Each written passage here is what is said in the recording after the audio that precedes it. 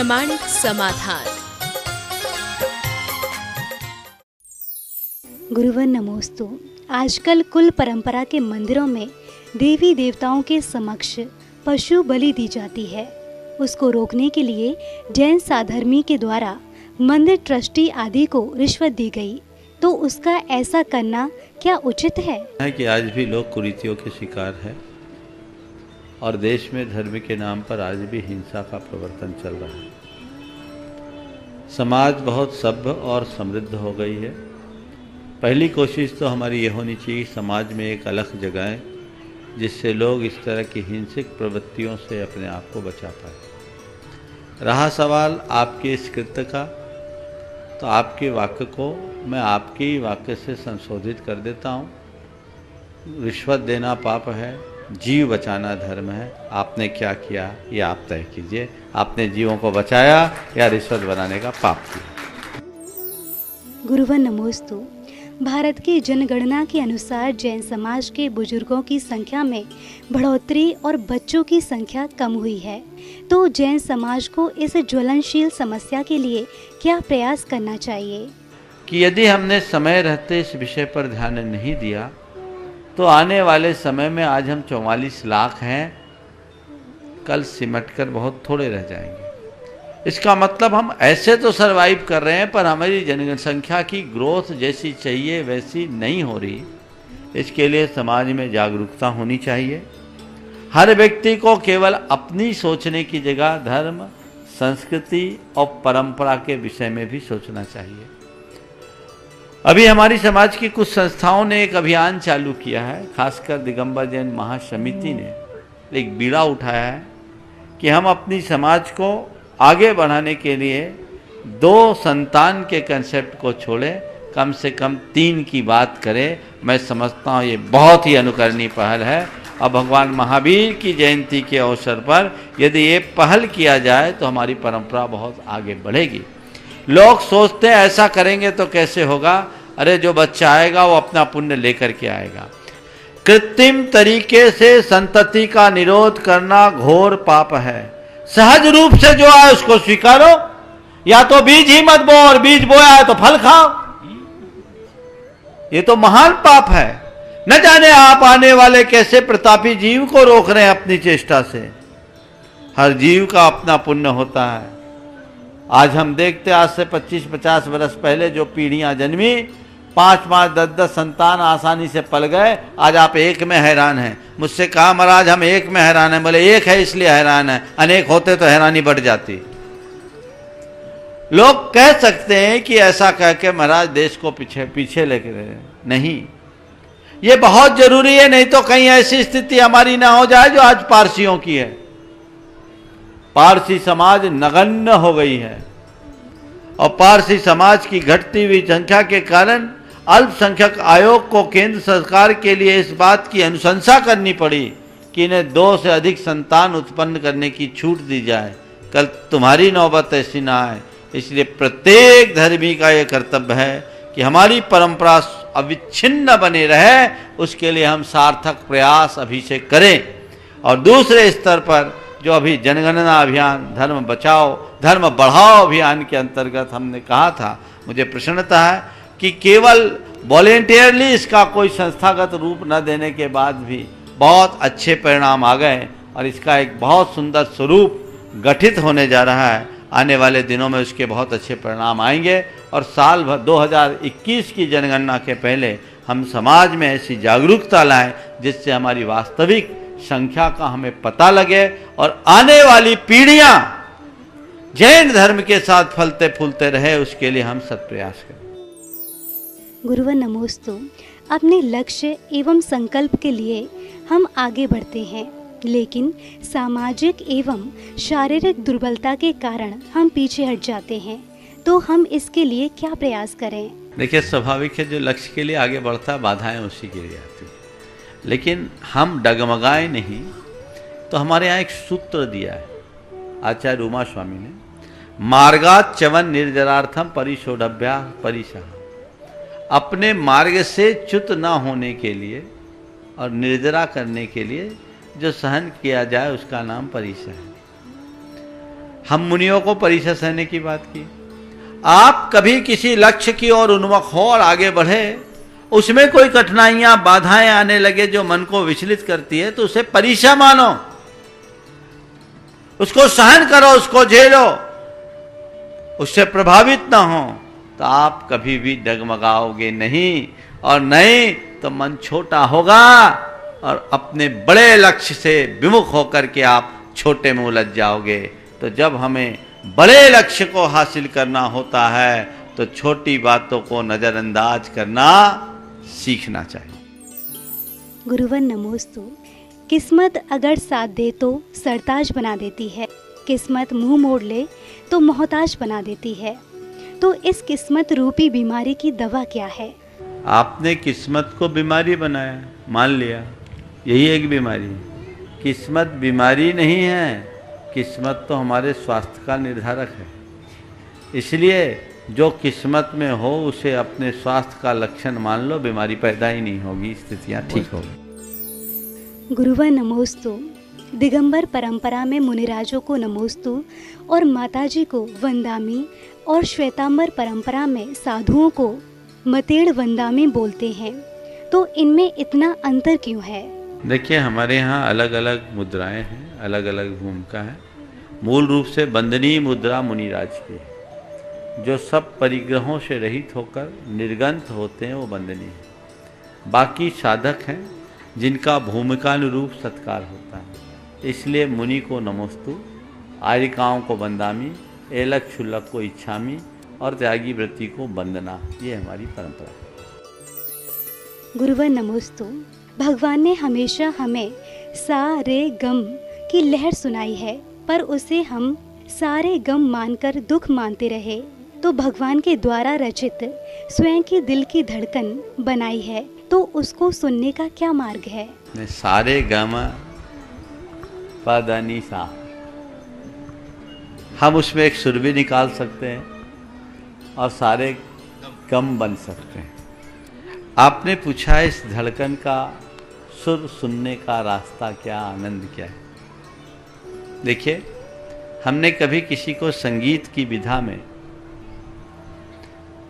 उसका प्रशिक्षण प्राप्त करते हुए नज़दीकी से देखा हो तो इसका हमें अनुभव होगा।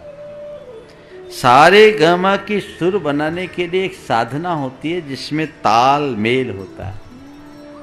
हर सुर के उतार चढ़ाव के मध्य जब हम ताल मेल बना करके चलते हैं तो संगीत बनता है, और ताल मेल हटा दें तो सिर दर्द होता है।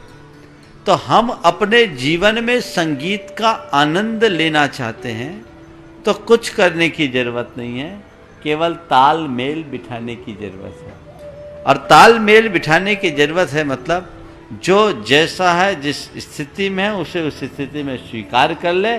जीवन में सदैव आनंद ही आनंद होगा, कभी कोई कठिनाई नहीं। गुरुवन नमोस्तु।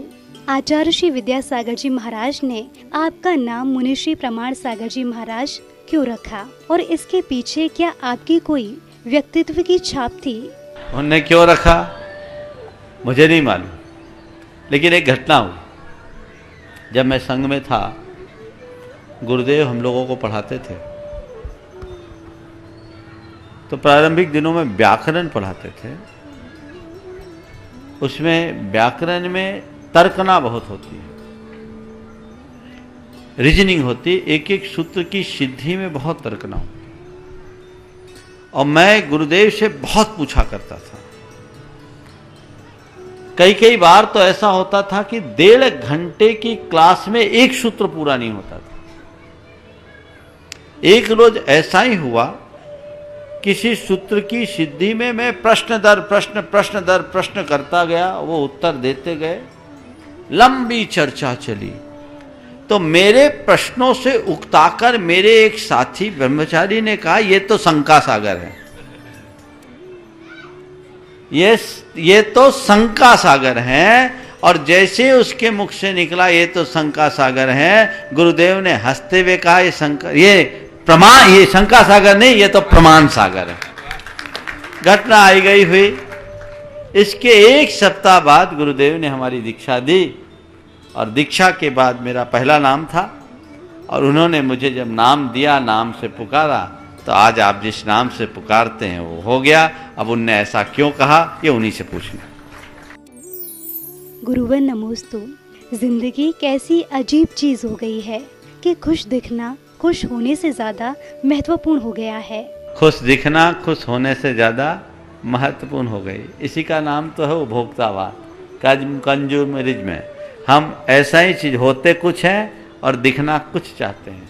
बंधुओं, मैं हमेशा कहता हूँ, हम क्या दिखते हैं महत्वपूर्ण नहीं है, हम क्या हैं ये महत्वपूर्ण है। इसलिए मैंने एक बार कहा था, आप लोगों की दशा कैसी है? फोटो खूबसूरत है, एक्सरे खराब। डॉक्टर साहब क्या हाल होगा? सब फोटो सुधार रहे हैं, अरे अंदर का एक्सरे ठीक करो, फोटो बिगड़ी भी हो तो सुधर जाएगी। गुरुवर नमोस्तु। कभी जीवन में दो लोगों के बीच में 6 माह का अनबन बंध जाए और वो 6 माह के बाद अनबन समाप्त हो जाए, तो क्या इस अनबन का दोष लगा रहेगा?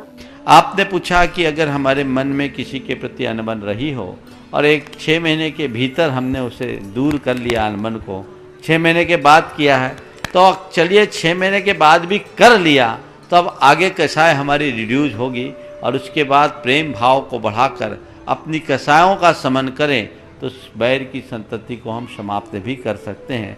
ये मान के चलिए कि 6 महीने से अधिक होने पर अगर दुराव का भाव है तो हम थोड़े नीचे तो आ गए हैं, लेकिन अब अपनी आलोचना प्रायश्चित प्रतिक्रमण करके हम उसे सुधार सकते हैं। गुरुवर नमोस्तु। विदेशों में अपनी संगति और संस्कार के लोग बहुत कम और विपरीत संगति के लोग अधिक होते हैं, तो हम ऐसा क्या करें कि वो हमारे रंग में रंग जाएं? अपने आप को डोमिनेट बनाने के लिए आप अपनी निष्ठा को गहरी बनाओ, एकदम जड़ जमा लो, किसी भी तरीके से आप प्रभावित ना हो। थोड़ी चुनौतीपूर्ण है, लेकिन बच्चों के हृदय में अगर गहरा दे तो ये सब चीज़ें होगी। देखिए, आपके बच्चों में भी ये होगा। हमारे सामने ये लक्ष्य है, लक्ष्य खड़े हो जा, छोटा सा बच्चा है, इसके साथ के ज़्यादातर बच्चे नॉन वेजिटेरियन और अन्य चीज़ें खाने पीने वाले।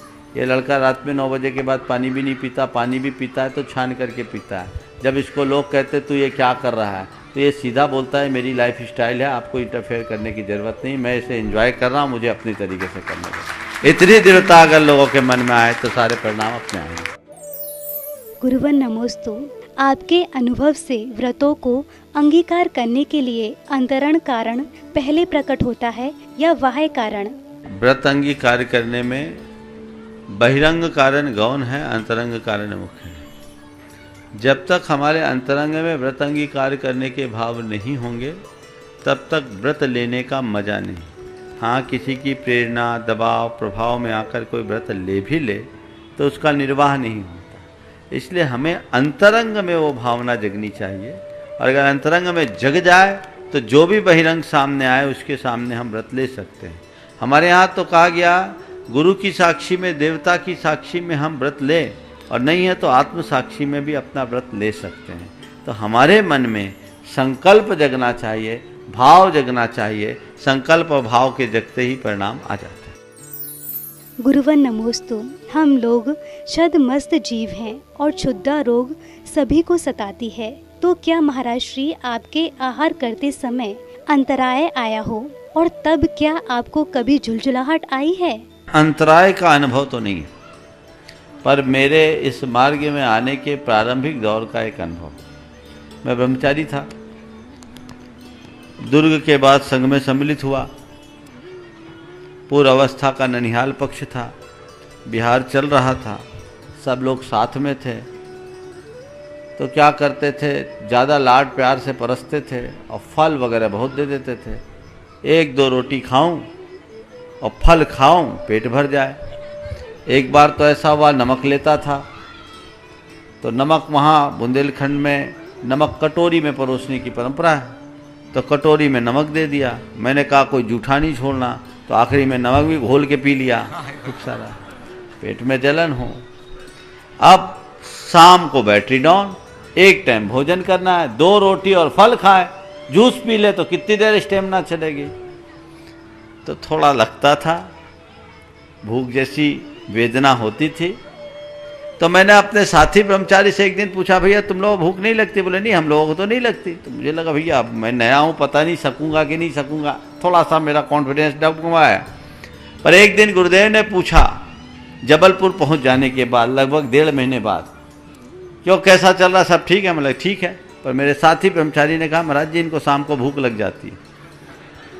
तो उन्होंने पूछा क्या खाते हो? बोले 2 रोटी खाता हूँ।